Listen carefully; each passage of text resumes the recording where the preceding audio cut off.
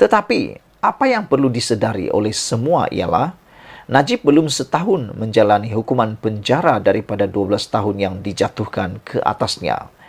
Dengan itu, di mana logiknya menuntut pembebasan beliau dalam waktu sekarang? Selain itu, ruang secukupnya juga sudah diberikan kepada Najib daripada segi keadilan.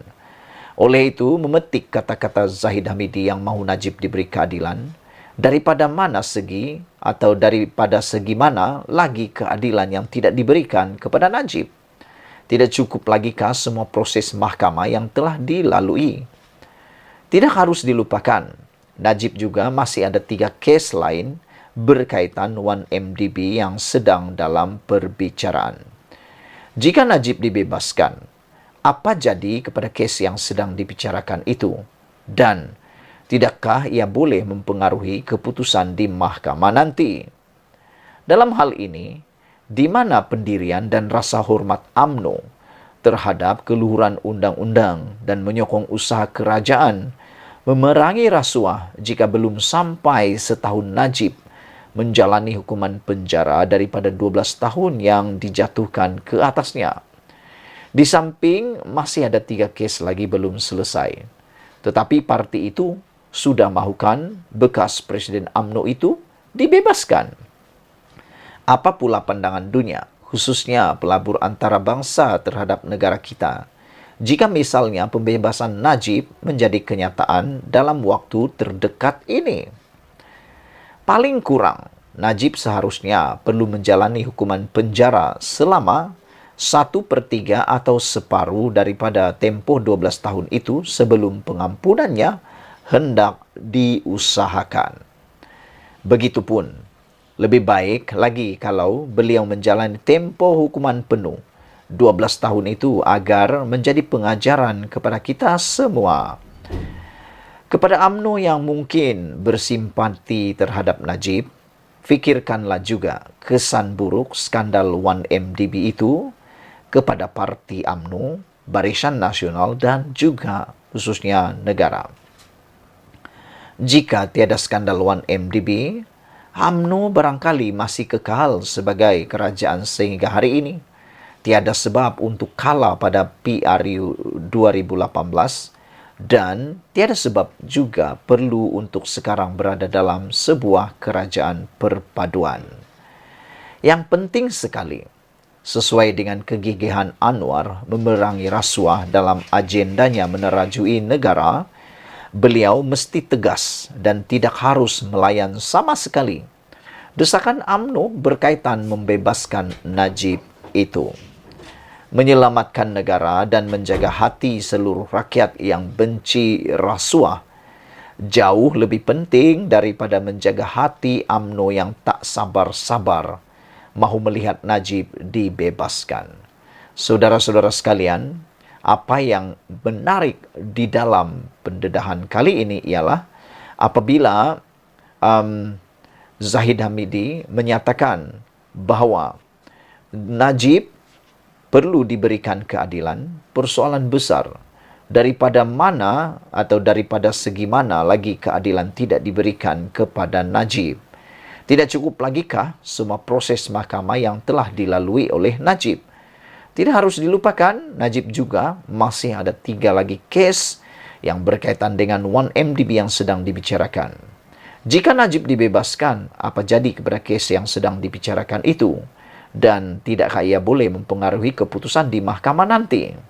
Sekian dulu untuk kali ini. Jangan lupa tinggalkan komen Anda, tekan butang subscribe. Kita jumpa lagi. Bye-bye.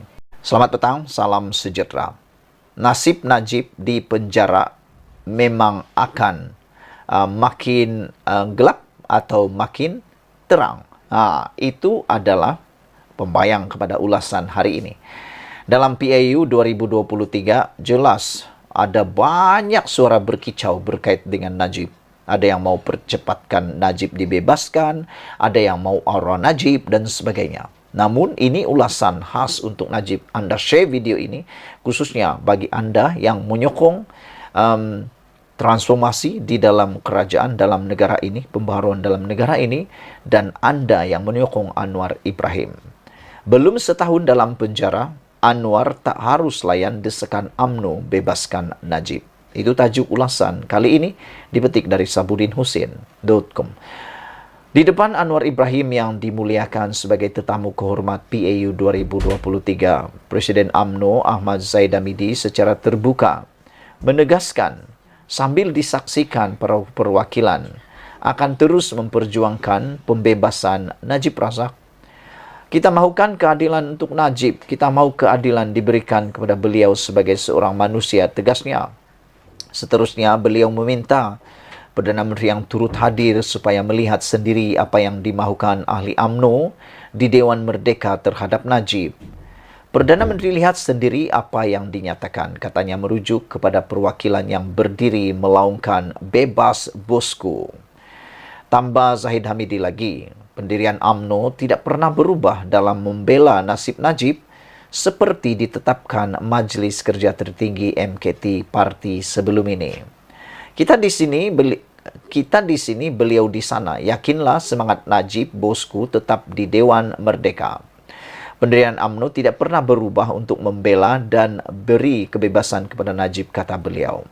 Selain beratur-ratus perwakilan di Dewan Merdeka memegang poster dengan mesej keadilan untuk Najib Razak, terdapat juga perwakilan yang berucap mahukan Najib dibebaskan.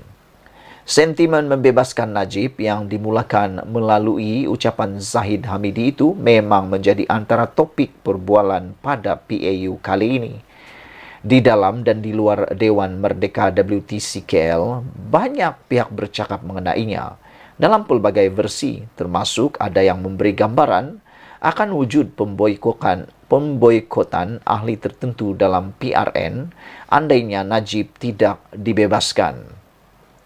Memanifestasikan sentimen untuk membebaskan Najib di depan Anwar yang dijemput hadir sebagai tetamu kehormat, tidak lain ialah ia merupakan satu bentuk tuntutan atau desakan secara terang-terangan kepada beliau sebagai Perdana Menteri agar segera mengusahakan pembebasan bekas Perdana Menteri itu.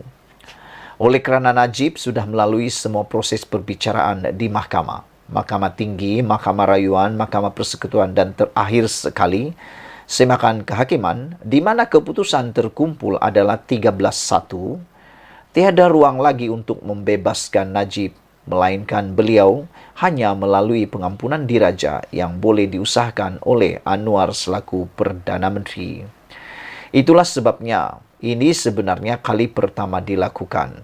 Desakan membebaskan Najib itu dilakukan di depan Anwar sendiri ketika berlangsungnya PAU 2023.